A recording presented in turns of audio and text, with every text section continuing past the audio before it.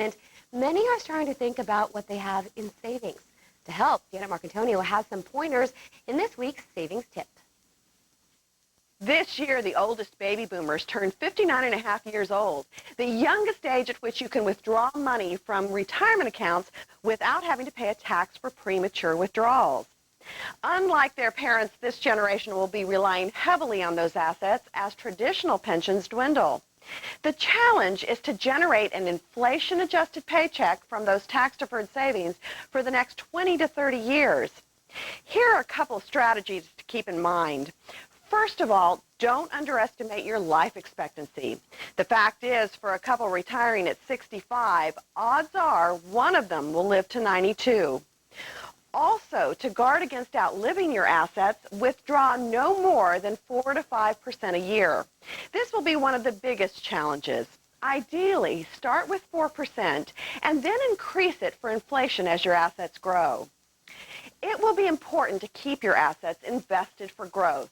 But the first thing to do is to carve out a cash amount you'll need to live on for 2 to 3 years. Every 6 months to a year thereafter, cash in some of the gains from your best performing assets to replenish the cash. After you've carved out the cash, divide the balance in 2 parts. Use one part to invest in stable stocks that pay dividends, and use the other to buy a fixed immediate annuity to provide a guaranteed income stream, much the same way fixed pensions do. Unfortunately, there's no good rule of thumb for what portion of your savings to use for an annuity. You have to figure out your expenses and decide how much of them you'd like to have covered this way. Finally, think twice before giving chunks of your savings to your children or grandchildren. Don't jeopardize your own retirement plans unless you're sure they're going to bail you out when you run out of money. That's your savings tip. I'm Janet Marcantonio. Still to come on ABC 6 News.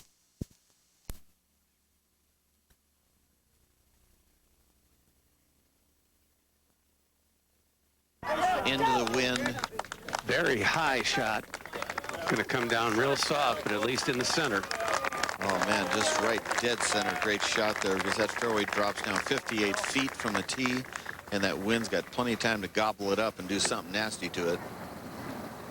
Back to Goosen at 14. He selected a 9-iron here.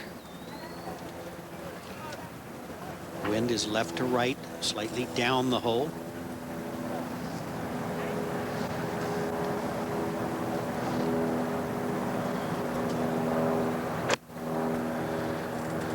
Did he come out of it a little? Well, he's got it going right, going at the bunker.